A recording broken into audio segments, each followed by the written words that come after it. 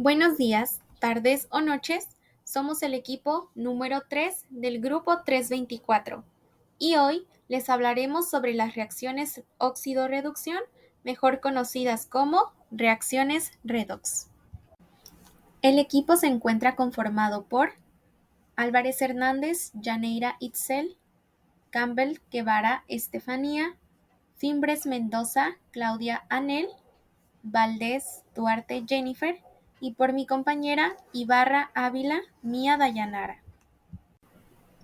Para entender el tema, primero tenemos que preguntarnos ¿qué son las reacciones redox? Pues bueno, estas serán aquellas reacciones químicas en las que ocurrirá un intercambio de electrones entre los átomos, los iones o las moléculas que intervengan en esta reacción. Este intercambio se verá reflejado, además, en el cambio de estado de oxidación de los reactivos. Tenemos entonces que el reactivo que cede electrones va a experimentar oxidación y por lo tanto el que los recibe experimentará reducción. El contenido a presentar se dividirá en conceptos básicos que incluyen los términos de oxidación, reducción, agente oxidante, agente reductor y estado de oxidación. Hablaremos sobre los tipos de reacciones redox, sus características, su aplicación en la bioquímica celular y además veremos algunos ejercicios simples. Y por último, nuestra conclusión y las referencias que utilizamos. Por oxidación, tendremos que será aquella reacción en la que un átomo, un ion o una molécula va a perder electrones, mientras que en una reacción de reducción se va a ganar electrones. En este sentido, tendremos entonces que un agente oxidante será aquel que causará que otro químico sea oxidado y de esta forma aumentará su carga eléctrica negativa al ganar electrones. Por otro lado, el agente reductor será aquel que se oxide y que además va a aportar los electrones.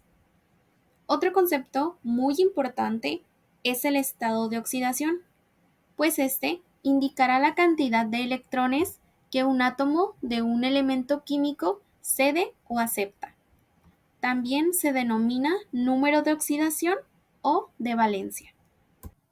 Bueno, ahora hablaremos sobre los tipos de reacciones, que de acuerdo a los conceptos que hemos analizado de oxidación y de reducción, podemos considerar que existen 5 tipos de reacciones.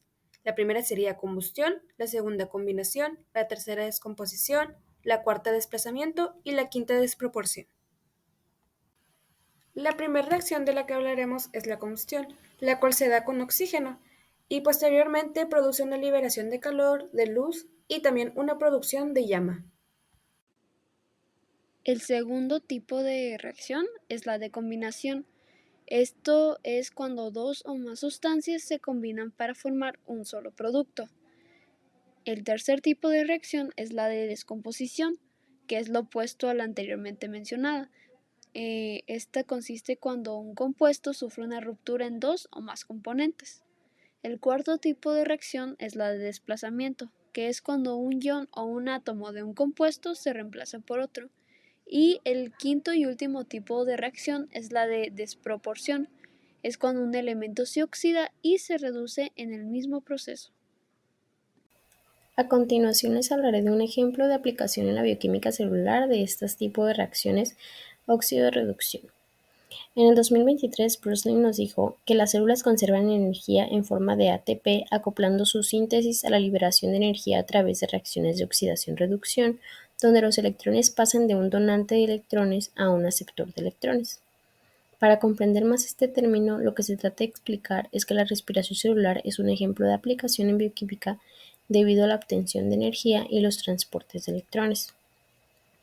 Para entender esto tenemos que tener en cuenta lo siguiente.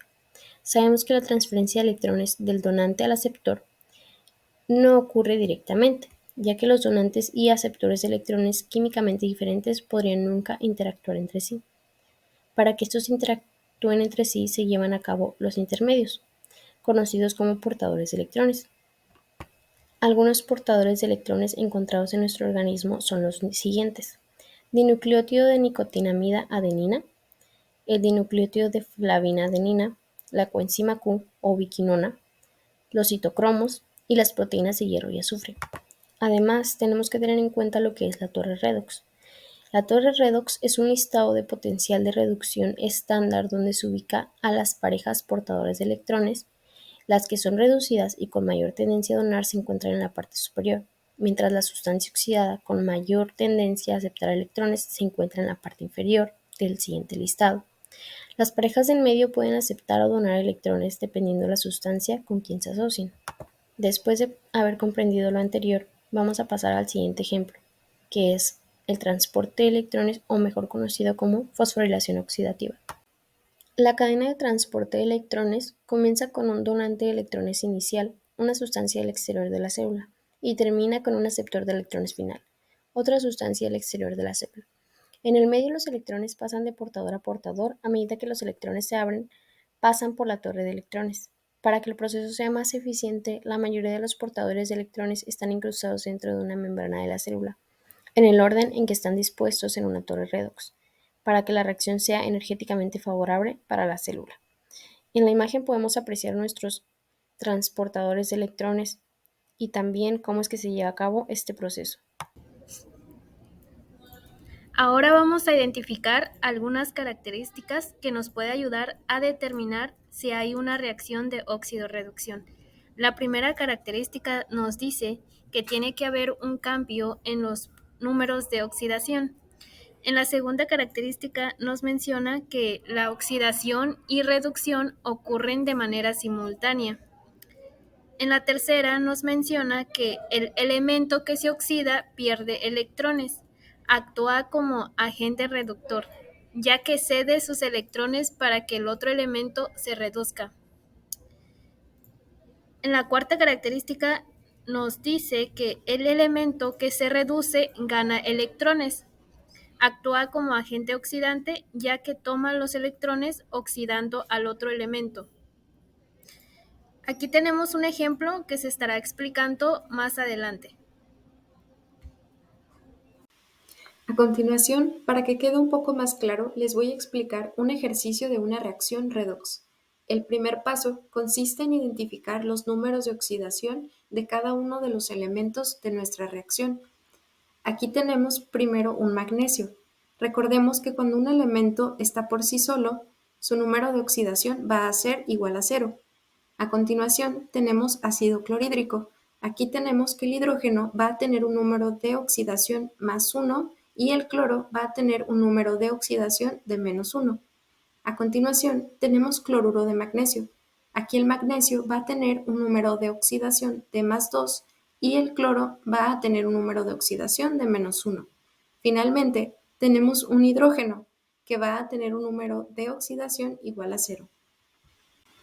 Una vez teniendo identificados los números de oxidación, el segundo paso es identificar las semirreacciones. Tenemos que el magnesio pasó de ser magnesio 0 a magnesio más 2, por lo que hubo un aumento en el número de oxidación. Esta va a ser nuestra primera semirreacción. También podemos observar que el hidrógeno pasó de ser hidrógeno más 1 a hidrógeno 0, por lo que hubo una disminución en el número de oxidación. Por ende, se redujo. Esta va a ser nuestra segunda semirreacción. En cuanto al cloro, observamos que se mantiene como menos 1 tanto en el reactivo como en el producto. Como no hubo ningún cambio en el número de oxidación, no va a ser tomado en cuenta.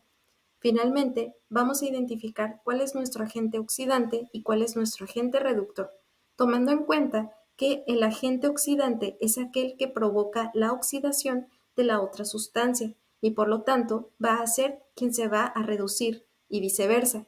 El agente reductor es aquel que va a producir la reducción de la otra sustancia, por lo tanto va a ser quien se oxida. Para concluir, entonces tenemos que nuestro agente oxidante va a ser el hidrógeno que se encuentra en el ácido clorhídrico y el agente reductor va a ser el magnesio. Finalmente, como equipo podemos concluir que las reacciones redox van a ser muy importantes para una gran variedad de procesos bioquímicos en nuestro organismo. Los desequilibrios en las reacciones redox a nivel celular van a estar vinculadas al desarrollo de varios trastornos o enfermedades, por lo cual es muy importante mantener un balance para el correcto funcionamiento de nuestro organismo. Esto fue todo por nuestra parte. Muchas gracias por su atención. Estas fueron las referencias que utilizamos para este video.